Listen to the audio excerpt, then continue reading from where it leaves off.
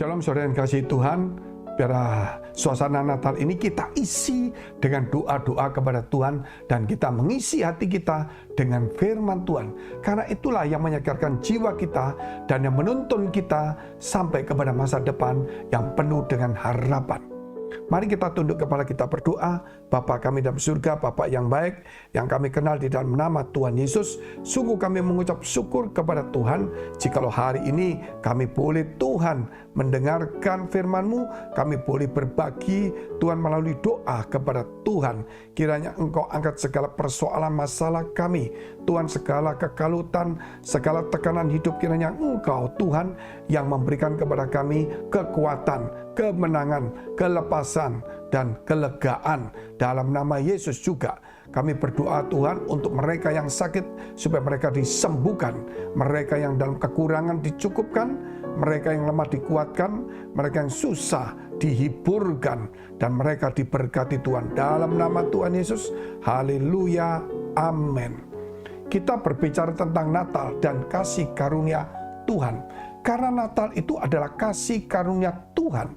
Dikatakan karena begitu besar kasih Allah akan dunia ini sehingga dikaruniakan anaknya yang tunggal, supaya barang siapa yang percaya tidak binasa melainkan beroleh yang kekal. Saudara, karunia Tuhan itu luar biasa pada Natal ini. Apa itu saudara? Yaitu satu pemberian cuma-cuma. Karena kata karunia itu berarti pemberian cuma-cuma. Ada karunia Roh Kudus, yaitu Roh Kudus memberikan kepada kita cuma-cuma, yaitu karunia untuk kesembuhan, mengusir setan. Namun karunia itu diberikan cuma-cuma, tapi kadang-kadang itu membuat kita menjadi sombong, lupa diri, dan menjual karunia. Tetapi ini karunia Tuhan, dan Natal ini berbeda dengan karunia-karunia Roh Kudus atau yang lainnya.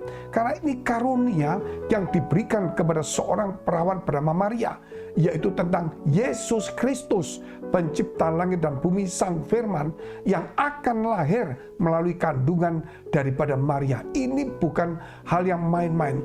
Maria mendapatkan karunia besar, kita seluruh dunia mendapatkan hal yang sama. Kita lihat firman Tuhan, yaitu dalam Lukas pasal 1 ayat 28. Ketika malaikat itu masuk ke rumah Maria, ia berkata, "Salam, hai engkau yang dikaruniai itu, Tuhan menyertai engkau."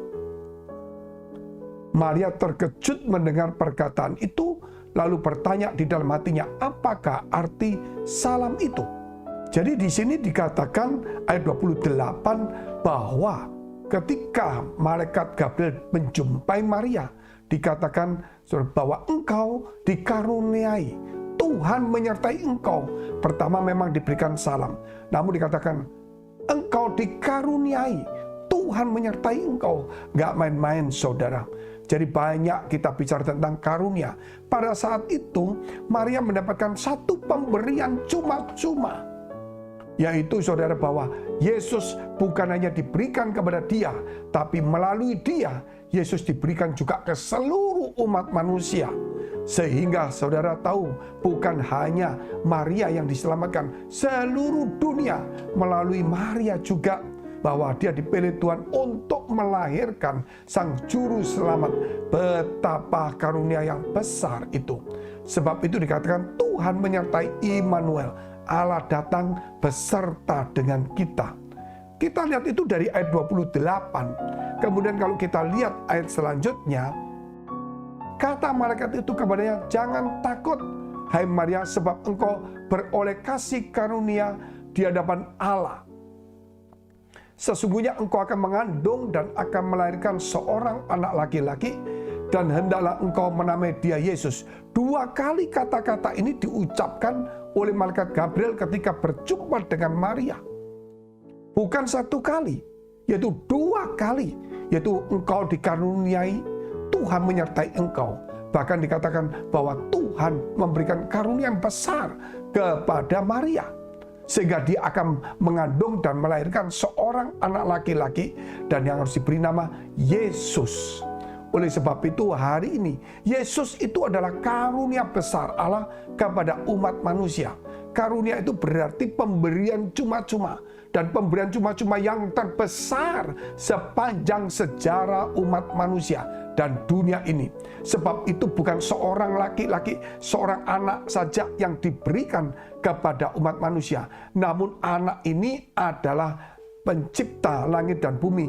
Anak ini adalah Sang Firman yang dikandung dari Roh Kudus. Namanya Yesus yang menyelamatkan seluruh umat manusia.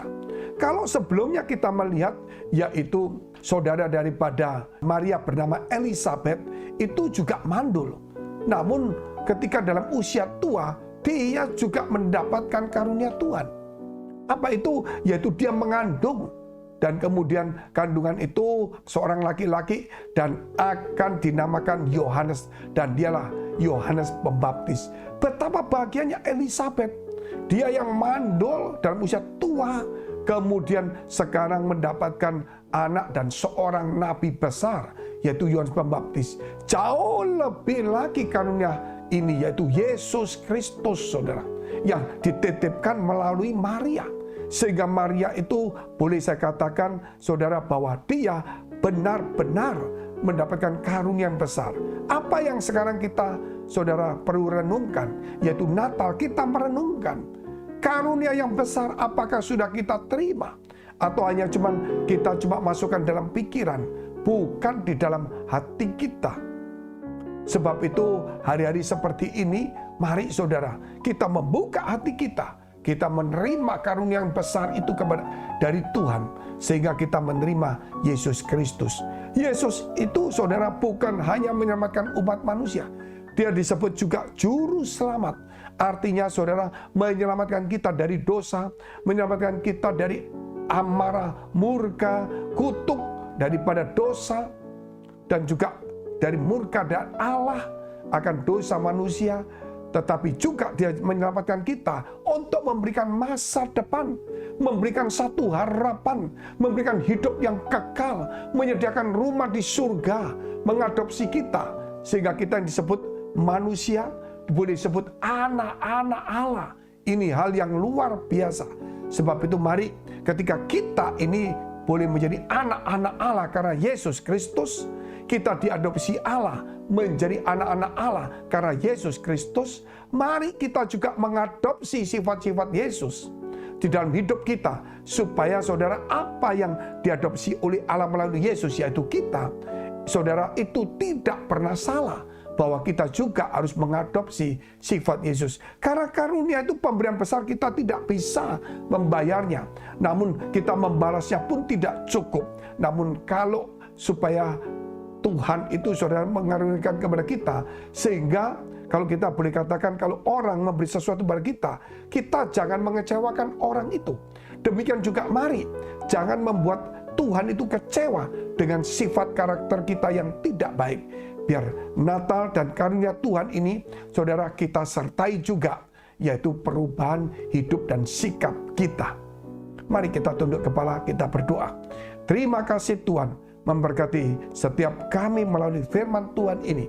Biar karunia yang besar ini Tuhan, Engkau menyelamatkan kami, Engkau memberikan harapan, Engkau menebus kami, memberikan masa depan, Engkau juga memberikan rumah di surga, Engkau mengampuni segala dosa salah kami, membuat kami boleh diadopsi menjadi anak-anak Allah. Biar hari ini kami juga mau mengadopsi sifat-sifat-Mu, supaya kami mempunyai sifat-sifat Kristus.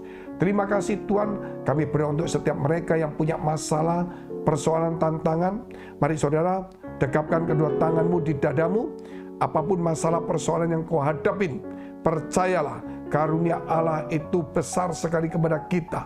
Kalau Yesus saja diberikan, apalagi yang lainnya. Dan engkau yang sakit, tumpangan tanganmu bagian sakit.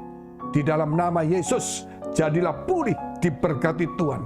Biarlah dalam nama Yesus, biar damai, kekuatan, biar engkau dipulihkan dalam nama Yesus. Haleluya. Engkau yang sakit boleh menjadi sembuh di dalam nama Yesus. Haleluya. Amin. Jika saudara masih membutuhkan pelayanan doa dan konseling, silakan hubungi nomor yang tertera. Tuhan Yesus memberkati.